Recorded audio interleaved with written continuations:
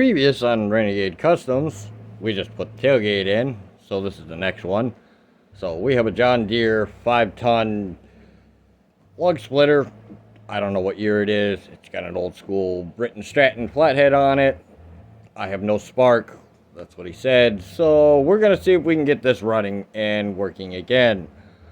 Probably have to sand everything, see if the condenser works, or if it's the points inside, give or take. We'll know when we take it apart. So we might leave it in the back of the truck and just work on it.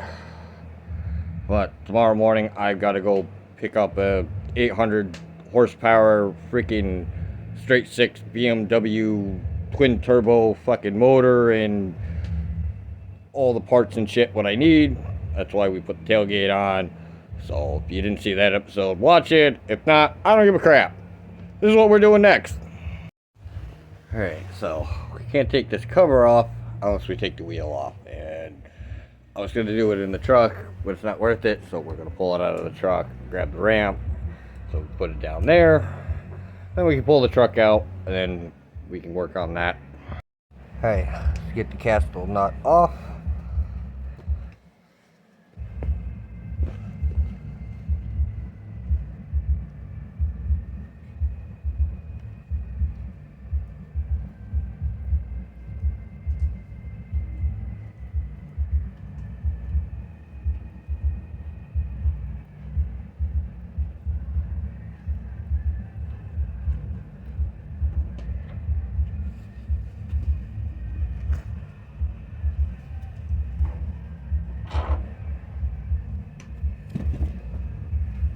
Now we can take that off.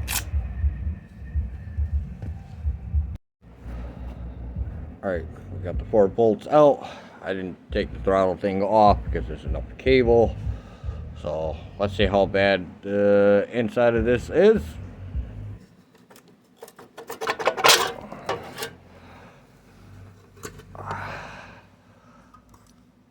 Well, it definitely needs to be sanded, so that part's still good. So we'll clean the contacts up. This looks kind of okay. We'll take this off as well, and we'll sand the bottom of those, regap it, sand those, see if we get spark. Right now, this has no spark. So I don't get spark after cleaning it, and I got to replace that.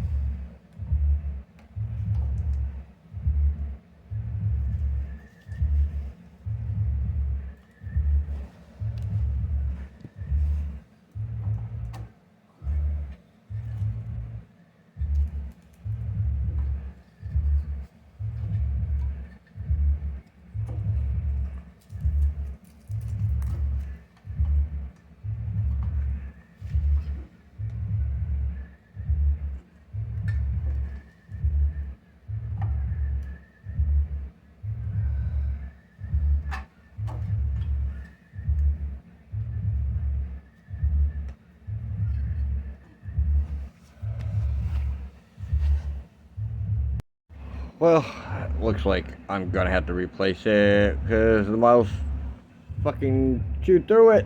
So I'm gonna have to take the whole thing apart. It's not what I was looking for, so that means I've got to take that off so I can get behind it and get to the contacts so I can replace that. Yay. But before I get that far, I will sand these. I will tape that as a temporary fix and sand the points. Put it all back together just to see if I get spark first. If not, then I know it's the points behind the flywheel, and then we'll have to do it. Alright, so we got 3 point contacts, 2 points up top on the flywheel cleaned. So we're gonna screw it back together, see if we get spark. Alright, so we got it back together. Got some tape. Just a piece of cardboard for fucking spacer. Granted, you're supposed to use a gapping tool, but whatever. Close enough for what I need to do for right now, so we'll put the cover back on and hook the spark plug up and see if we get spark. If we get spark, we'll add some fuel to it, see if it starts. Alright, let's see if we have spark. I doubt it.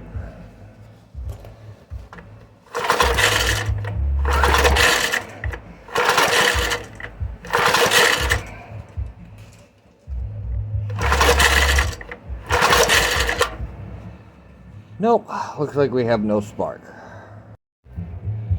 Alright, so I looked around to see if I had a couple more of these motors. I do, but they're not the same carburetor setup. And that obviously needs the new condenser inside, besides the coil. So, you're just going to have to wait until the next video to see what I do with this. Alright, so we left up on this the other night. So no spark, very low compression, fuel's all gummed up in it, so I got a replacement. So we're going to take this off and try to get that one in position. So let's get this fucking thing off. Alright, so got the new motor set in place. I mean, we're not lining up yet, we still have to go up. It's too far away from the coupler. I don't feel like moving anything really, so we're just going to make a new platform for this to sit up a little bit. This is the original pulley would go here. I'm just going to weld it to this coupler, that way that works. So and we'll go from there. Hopefully I'll figure out a bracket or something to make to bring the motor up so I can get the couplers to line up. Alright, we got one bracket made for that for the spacer. Second one, drill some holes, get it mounted, and we can get it lined up. Right. Got our second one, got our holes drilled in.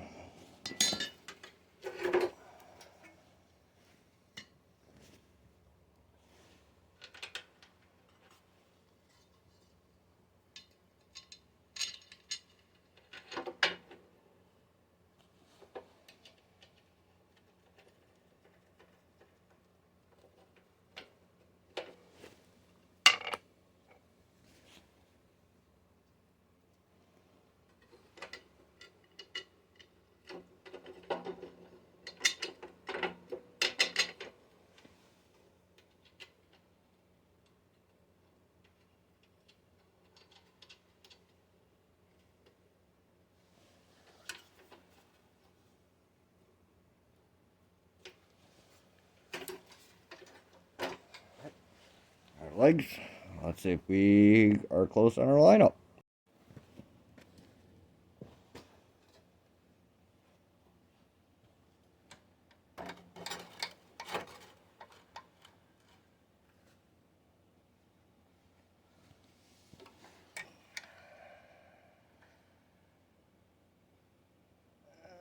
Looks like we can go down a little bit. So close.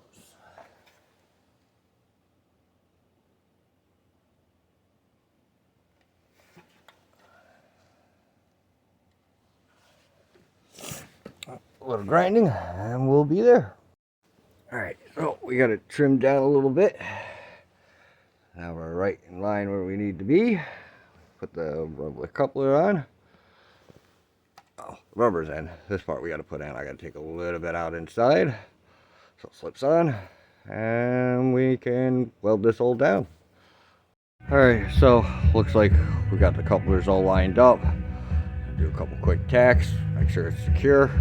Alright, so we're going to weld together our battery box real quick, and we can stick it on the back. Okay, so everything is hooked up, just draining off the excess. We'll find a strap for the battery. Motor's in, so we'll grab a couple of logs and see if this thing's going to work. I got to grab fuel still, so let's see how this test goes.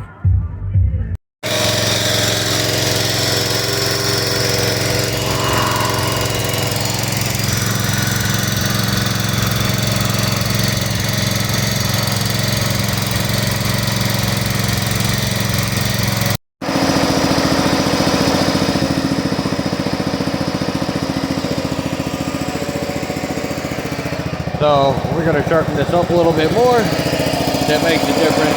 We might change the fluid out of the hydraulic.